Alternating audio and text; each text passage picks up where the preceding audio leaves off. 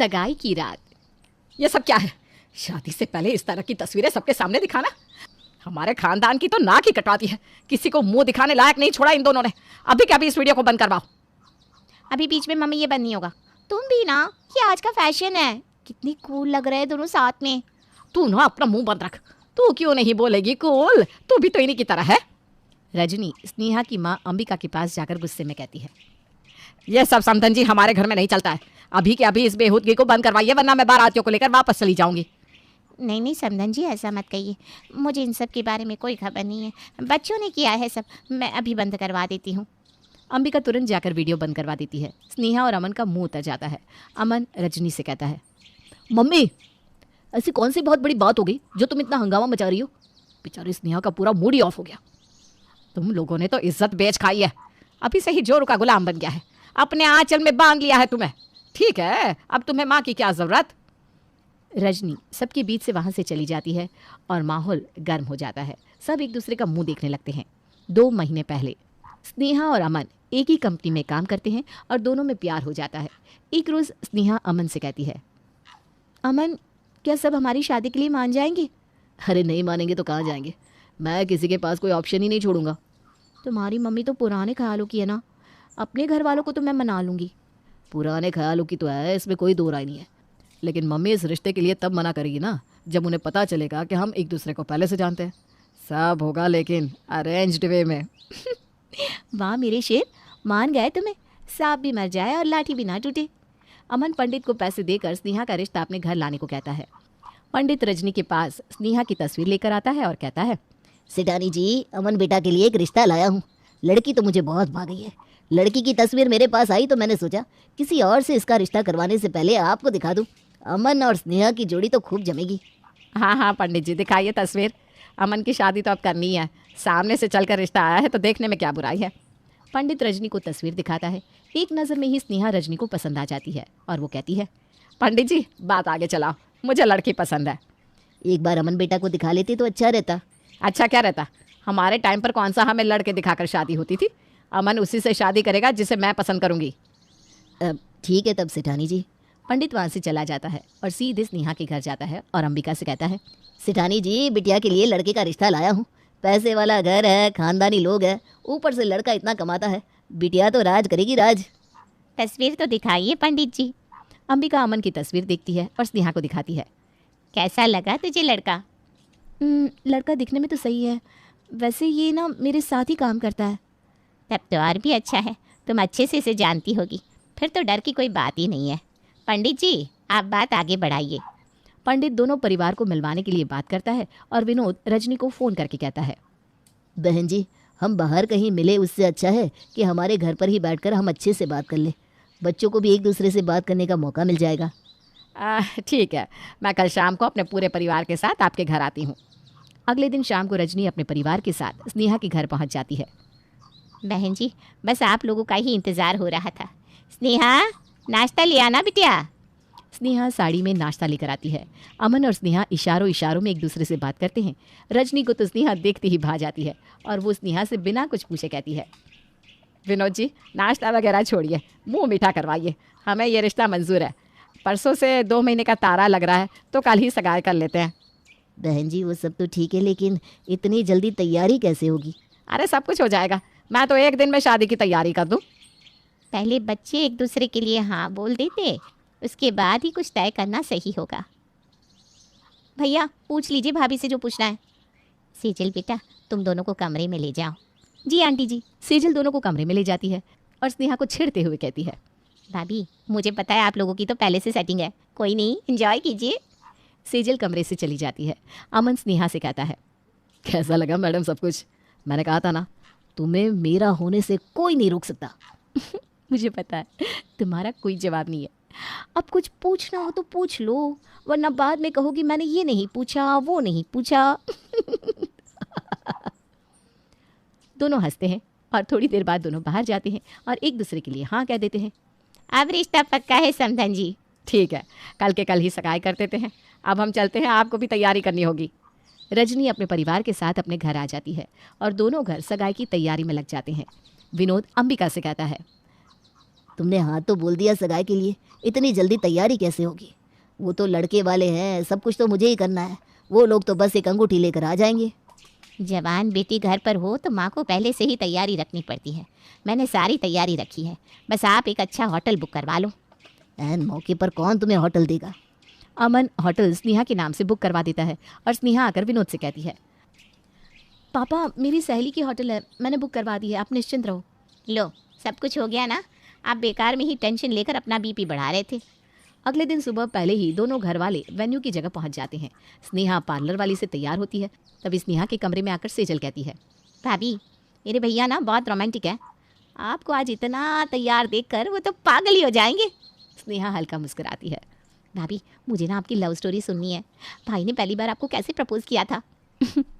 वो तुम अमन से ही पूछना, वो तुम्हें ज़्यादा अच्छे से बता पाएगा। भाभी मम्मी के सामने कभी भी भाई का नाम मत लेना, नहीं तो बहुत चिढ़ जाएंगी, और आपसे ही बात करना। सगाई का मुहूर्त आ जाता है और सगाई में स्नेहा की एंट्री कुछ खास डांस करती हुई लड़कियों के साथ होती है। इतनी ज़बरदस्त एंट्री देखकर सब देखते ही रह जाते हैं। ये सब मैंने तो नहीं करने को कहा था होटल वाले से, अब ये लोग इसका चार्ज भी जोड़ लेंगे। शादी का खर्चा तो अभी भी बाकी है। आप ये सब छोड़िए और अभी ये जो मोमेंट है उसे एंजॉय कीजिए। रजनी इवेंट देखकर कहती है, सगाई में इतना खर्चा किया तो शादी तो और भी ज़बरदस्त होगी। चलो अच्छा है, मेरी इज्जत और भी बढ़ जाएगी। तभी एक रिश्तेदार आकर रजनी से कहती है, भाभी जी लड़की तो बहुत सुंदर है, सगाई तो ज़बरदस्त की है, शादी तो और भी अच्छे से करेंगी ये लोग। शादी में प्री वेडिंग तो होगी ना, आजकल तो बैचलर, संगीत, मेहंदी, पूल पार्टी सब होता है। बड़ी बड़ी शादियों में देखा है मैंने। ये प्री वेडिंग क्या होता है? आपको प्री वेडिंग नहीं पता?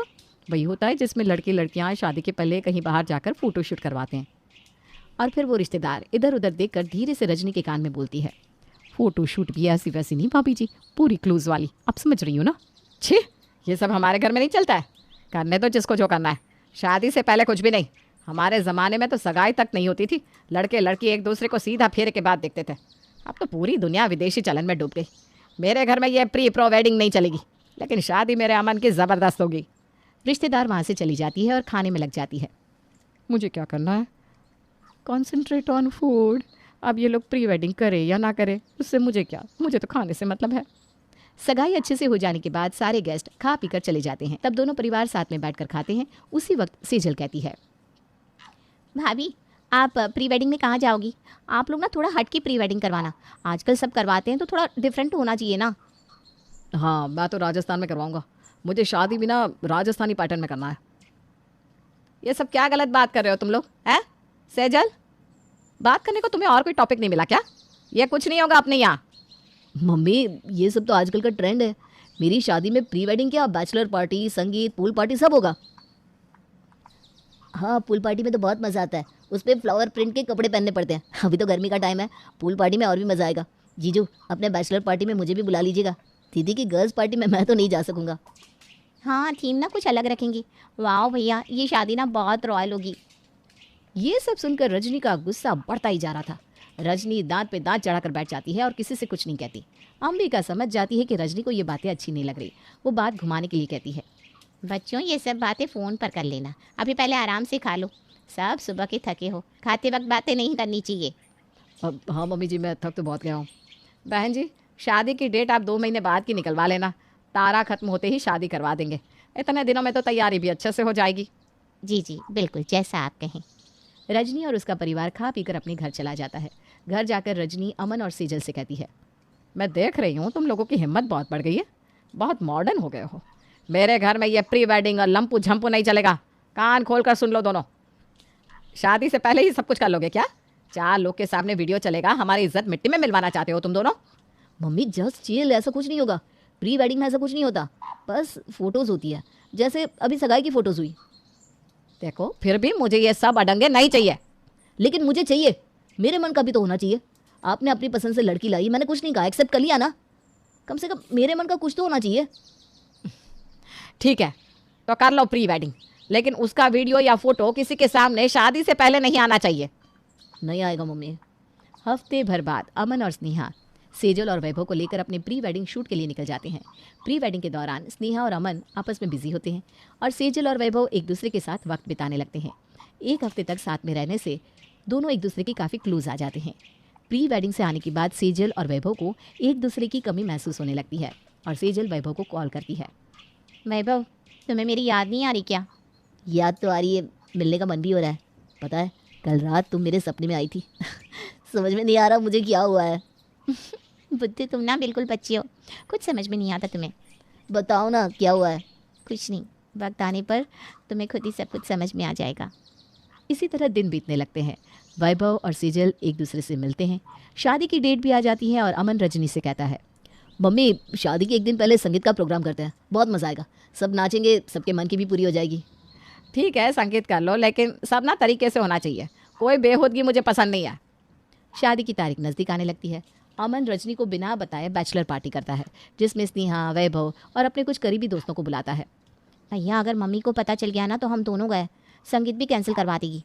अरे मम्मी को बताएगा कौन, मैं नहीं बताने वाला हूँ और ना ही तुम बताओगी। हाँ वो तो है। वैसे वैभव भी आ रहा है, तुम्हें बोर नहीं होगा? भैया आप ही ना। अमन और सेजल घर से एक सहेली की शादी में जाने का बोलकर निकल जाते हैं। बैचलर पार्टी शाम 5 बजे से लेकर रात के 12 बजे तक चलती है। सेजल और स्नेहा शॉर्ट वन पीस पहनती है और पार्टी में बहुत मज़े करते हैं। यार अब तो तेरा विकेट भी गया, ये पार्टी हमें याद रहेगी। आखिर तू फंसी गया ना। यार हम सब तेरे संगीत में नाचेंगे। अरे ये कोई बोलने वाली बात है? बिल्कुल, 1 हफ्ते के बाद सब प्रैक्टिस के लिए मेरे घर आ जाना। तुम लोगों के बिना संगीत तो अधूरा है। 1 हफ्ते बाद सभी करीबी रिश्तेदार और दोस्त अमन के घर कोरियोग्राफर से डांस सीखने आने लगते हैं। वैभव और स्नेहा भी अमन के घर डांस सीखने आते हैं। स्नेहा और वैभव को देखकर रजनी कहती है, शादी से पहले बहू घर नहीं आती, लेकिन अमन ने तो सारे नियम कानून बदल कर रख दिए। संगीत में ज़रूरी तो नहीं ना कि बहू भी डांस करे। मम्मी, वो भाभी और भाई का साथ में डांस परफॉर्मेंस है। अगर भाई भाभी के साथ डांस ठीक से नहीं कर पाई तो क्या होगा? इज्जत तो तुम्हारी जाएगी ना। सब क्या कहेंगे, कैसी बहू लाई है रजनी। वैसे भी भाभी कौन सा ऊपर आई है, नीचे गोदाम में तो है। हाँ ठीक है। इधर अमन इवेंट वाले से पूल पार्टी की बात करता है और रजनी सुन लेती है। भैया पूल पार्टी का ड्रेस कोड बता दो, वरना बहुत मुसीबत हो जाएगी। सबको कपड़ा लेने में भी तो वक्त लगेगा। Blue colour dress with flower print. Rajni तमतमाती हुई कहती है, ये सब क्या है? अब तुम मुझसे पूछे बिना ये पूल पार्टी वगैरह करने लगे हो? नहीं मम्मी, ऐसा हो सकता है क्या? मैं तुमसे बात करने ही आ रहा था। शादी वाले दिन सुबह पूल पार्टी है और कुछ खास उसमें अलग से करना भी नहीं है। नहीं, कोई पूल पार्टी नहीं होगी। मम्मी मैंने सबको इनवाइट भी कर दिया है। ठीक है, जो करना है वो करो, माँ तो तुम्हारी अब है ही नहीं। इसी तरह दिन बीतने लगते हैं और संगीत का दिन आ जाता है। यह सब क्या है? शादी से पहले इस तरह की तस्वीरें सबके सामने दिखाना, हमारे खानदान की तो नाक ही कटवा दी। किसी को मुंह दिखाने लायक नहीं छोड़ा इन दोनों ने। अभी क्या अभी इस वीडियो को बंद करवाओ। अभी बीच में मम्मी ये बंद नहीं होगा। तुम भी ना, आज का ये फैशन है। कितने कूल लग रहे हैं दोनों साथ में। तू अपना मुंह बंद रख। तू क्यों नहीं बोलेगी कूल? तू भी तो इन्हीं की तरह है। रजनी स्नेहा की माँ अंबिका के पास जाकर गुस्से में कहती है, ये सब समधन जी हमारे घर में नहीं चलता है। अभी क्या अभी इस बेहूदगी को बंद करवाइए, वरना मैं बारातियों को लेकर वापस चली जाऊंगी। अरे नहीं नहीं संदन जी, ऐसा मत कहिए। मुझे इन सब के बारे में कोई खबर नहीं है। बच्चों ने किया है ये सब। मैं अभी बंद करवा देती हूँ। अंबिका तुरंत जाकर वीडियो बंद करवा देती है। स्नेहा और अमन का मुंह उतर जाता है। अमन रजनी से कहता है, मम्मी ऐसी भी कौन सी कोई बहुत बड़ी बात हो गई जो तुम इतना हंगामा मचा रही हो? बेचारी स्नेहा का पूरा मूड ही ऑफ हो गया। तुम लोगों ने तो इज्जत बेच खाई है। अभी से ही जोरू का गुलाम बन गया है। अपने आंचल में बांध लिया है तुम्हें। ठीक है, अब तुम्हें माँ की क्या ज़रूरत है? रजनी सबके बीच से वहाँ से चली जाती है और माहौल गर्म हो जाता है। सब एक दूसरे का मुंह देखने लगते हैं। स्नेहा अपना डांस छोड़कर रजनी को मनाने चली जाती है। मम्मी जी आप जैसा कहेंगी वैसा ही होगा।